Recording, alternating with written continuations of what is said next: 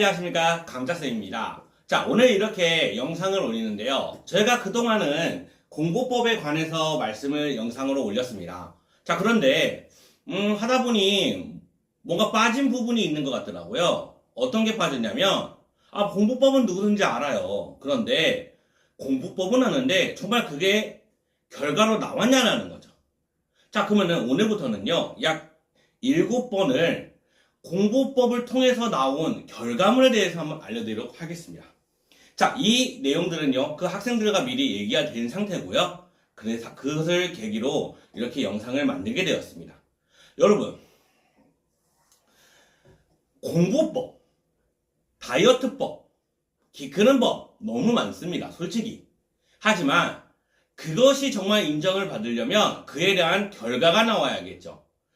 그러면 오늘은 여러 가지의 학생 경우 중 한 유형에 대해서 얘기해보고 그 아이를 어떻게 했는지에 대한 이야기를 해드리겠습니다.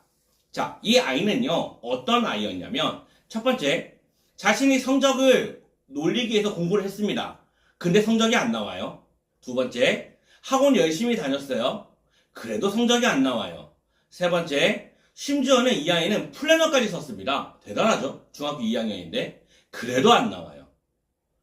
저는 그래서 이 아이에 대해서 다시 들어가기로 했어요. 처음부터. 어떻게 공부했고 어떻게 준비했으며 플래너는 어떻게 썼는지. 근데 여기서 엄청난 것이 발견됩니다. 여러분, 오래 앉아있는다고 공부를 많이 하는 걸까요? 아닙니다. 집중하는 시간이 길어야 되고 내가 이것을 푸는 양에 비례하는 거예요. 앉아있는 시간이 아니라. 근데 이 학생은요, 어떻게 했냐면 전 학원에서 모르는 것이 있으면 답안지를 보고 참고해라 라는 말을 듣고 그것을 보고 그대로 적은 경우가 너무 대다수예요. 물론 대형 학원 정말 100번 생각해서 그럴 수 있다 생각합니다. 하지만 안 됩니다. 중학생이 답안지를 참고한다? 이거는 있을 수가 없는 일이에요. 고등학생도 답안지를 함부로 참고하면 안 돼요. 답안지라고 하는 건 답을 보는 게 아니라 풀이 과정을 내 거하고 비교하기 위한 건데 답을 확인하기 위해서 답안지를 본다? 어머, 이거는 공부의 의미도 없고 시간의 의미도 없고요. 잘 노는 게 낫습니다. 또 하나 문제점이 있었습니다. 이 아이는요, 자기의 스케줄을 짜고서 그 시간에만 앉아만 있었던 거예요. 이 말은 무슨 말이냐? 공부를 안 했냐? 아니에요. 했어요. 하지만 공부의 양을 채우는 게 목적이 아니라 시간의 양을 채우는 게 목적이었고요. 세 번째, 연산이 안 돼요. 중학교 1학년 거 유리수의 사칙 연산이 안 되다 보니까 중2계에서 계속 막히다 보니까 문제에서 계속 실수가 나와버리는 거예요. 저는 그래서 이 아이를 어떻게 할까? 여러분이라면 어떻게 하시겠어요? 답안지를 보고 또 하나, 연산이 안 되고요. 공부의 양보다 시간을 더 우선시하는 공부? 절대 성공할 수 없죠. 그래서 저는 어떻게 했냐면 먼저 그 학생의 답안지를 다 빼앗았어요.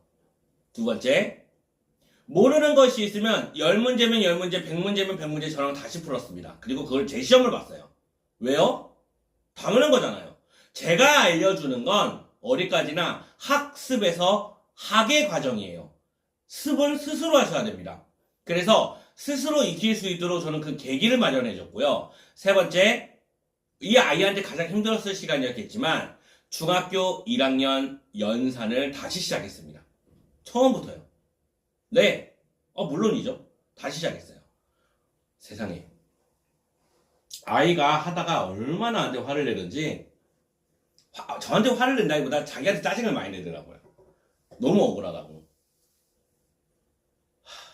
그 마음 이해합니다. 하지만 제가 거기서 아이고 힘들었어 하고 쉴까라고 할 수가 없었어요.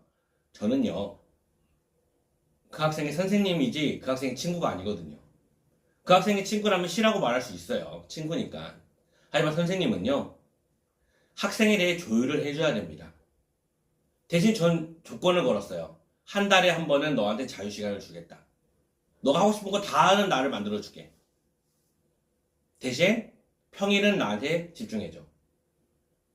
그렇게 학생은 저하고 처음부터 다 잡아나갔어요.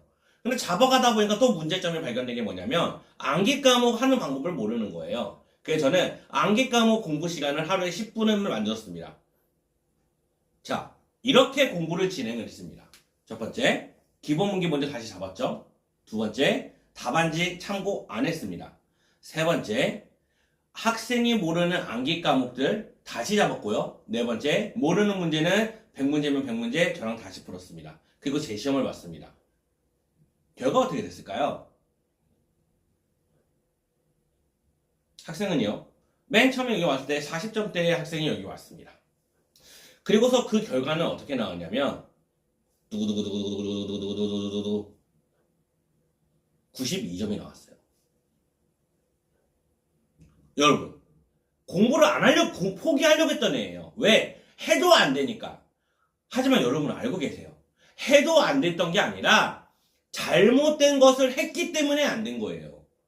잘못된 것을 했는데 된다는 거는 그 자체가 비상식적이죠. 아, 운이 좋아서 한 번 될 수는 있어요. 하지만 이게 이어질 수는 없다는 겁니다. 여러분, 꼭 명심하십시오. 이 세상에 수없이 많은 공부법이 있습니다. 수없이 많은 다이어트법도 있고 수없이 많은 운동법이 있지만 자기한테 맞는 공부법을 선택해야지만이 여러분은 반드시 성공하는 공부법을 하게 되지, 그렇지 않으면 가짜 공부를 하게 됩니다. 가짜 공부. 자, 어떤 사람이 있어요. 다이어트를 한다고 합니다.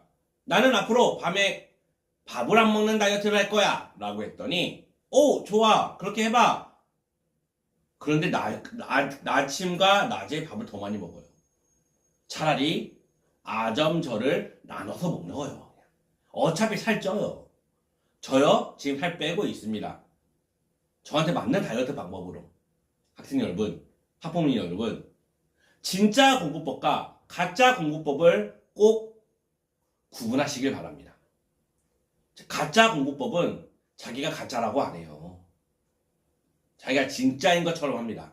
하지만 진짜 공부법과 가짜 공부법을 구분하지 못하면 그 학생은 영원히 속은 인생을 살 수밖에 없어요. 우리가 흔히 사이비라고 하죠. 사이비가 나는 가짜요 라고 얘기합니까? 절대 안 해요. 가짜요라고 안 해요. 나 진짜라고 하지. 여러분, 우리 꼭 다시 나를 체크하고 점검해서 나의 부족한 점과 나의 가짜 공부법을 꺼내서 새로운 진짜 공부법을 집어넣어 그 학생처럼 좋은 결과를 얻어내는 학생이 됐으면 좋겠습니다. 저 감자쌤은 이런 학생들을 응원합니다. 감사합니다.